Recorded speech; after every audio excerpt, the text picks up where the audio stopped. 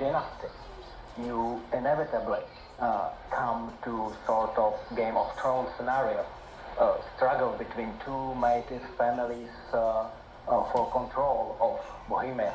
So it was the outcome of the 19th century scholarship.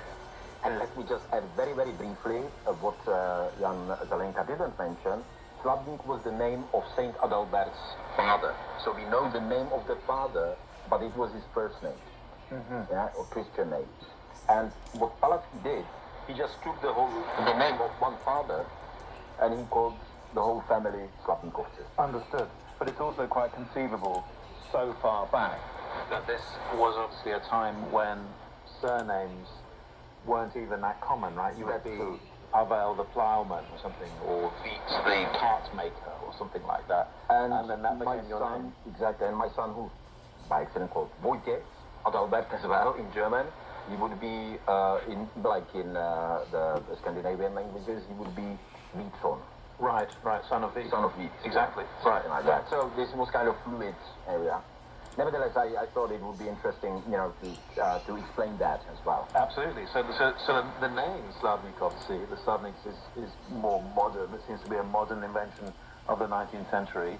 And the rivalry with the Przemyslids may be exaggerated. But we do know, or at least we think we know, that there was definitely a massacre. So how powerful then do you think this family really was?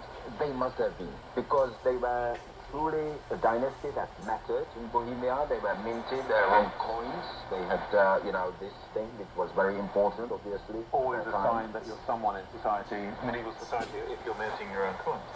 So, to get even a kind of sharper picture, to put it like that, I asked Jan Zelenka what we can actually prove, when we look away from the written sources, what we can learn not from legends, not from 19th century imagination, but from hard archaeological evidence.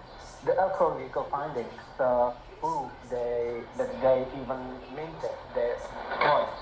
So they undoubtedly belongs to the contemporary elite.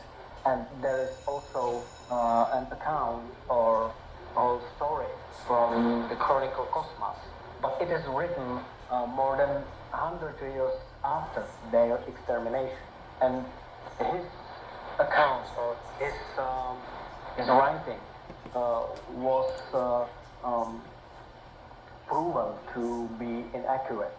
So it is very difficult to state, to prove their actual rank among the elite or extent of their power and authority and where it came from. So unlike the 19th century scholarship, modern historiography tends to view Slavnikovci as mighty administrators of part of the Przemyslid realm